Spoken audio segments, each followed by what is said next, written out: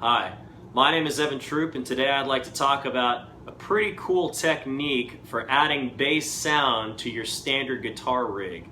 And what this will allow you to do is to make it sound as if there is a phantom bass player playing right alongside with you. So let's check out how we can do that. Alright, so before we dive into the pedals that it'll take to get this done, I just wanted to show you my rig. So off to the left, that is a Fender Bandmaster 40 watt tube amp with two 12s there in the cabinet. And you'll see I'm not doing anything crazy on the knobs. Let's get in here. Not doing anything crazy on the knobs, just kind of standard, standard treble, standard bass. And then over here, this is my Mark Bass 400 watt self-contained Thunder Cube, and this thing is just epic. The sound out of it is just great. And you'll see that over here I've got the lows turned up and then basically the highs completely shaved off. And you'll see why going forward, because when you do start playing the guitar and you're strumming bar chords, you don't want the highs getting picked up. So with that, let's have a look at the pedal board. Alright, so on the pedal board, with the help of my GoPro selfie stick, we will walk through this. So, the signal is coming in here through my tuner. From there, it is going into a true passive 2-channel switch. And the title of this is it's a switchblade made by Electro Harmonics. It's a true passive switch, as I said. It's relatively inexpensive. It's only about 40 or 50 bucks. So from here we've got two channels coming out.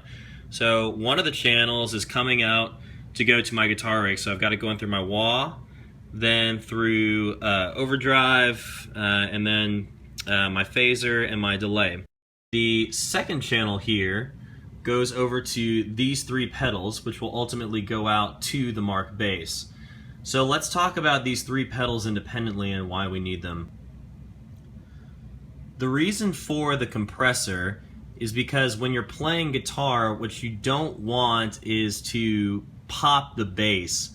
And what I mean by that is when you're strumming, some notes you'll be digging into, others you'll be playing softly. What you want on the bass side is for it to be a nice, smooth sound. And then on top of that, you'll have functionality here with your control. This will basically control how loud you want the bass to be from the output.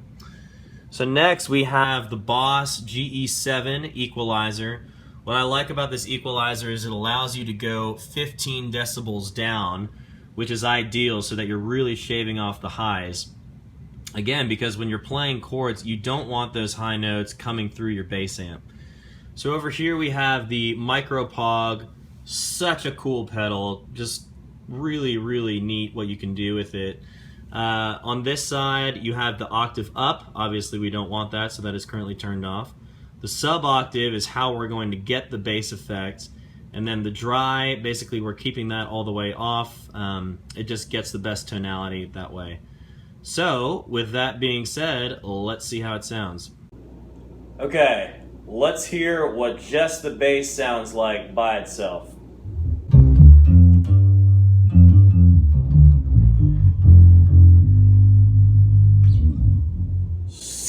So nice. As I mentioned earlier, it's really, really important that you have the EQ on this, because when you do have your guitar, so here's just the guitar. If you don't have that EQ on, you don't get the sub octave. It's going to pick up all the different notes in your chord. So here's with the EQ on, chord and the bass. Just gives you a nice tone underneath. Here's it without the EQ. It's just blaring, it's awful. Okay, so now we'll have both in tandem. So I'll play the guitar just on a really basic kind of riff, and then about halfway through I'll throw in the bass. So here we go.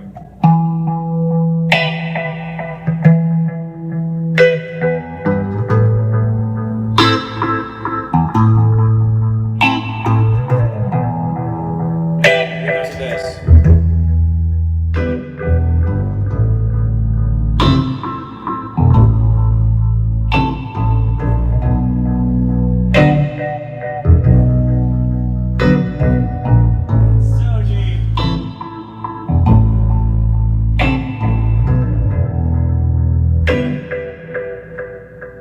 that's how we do that.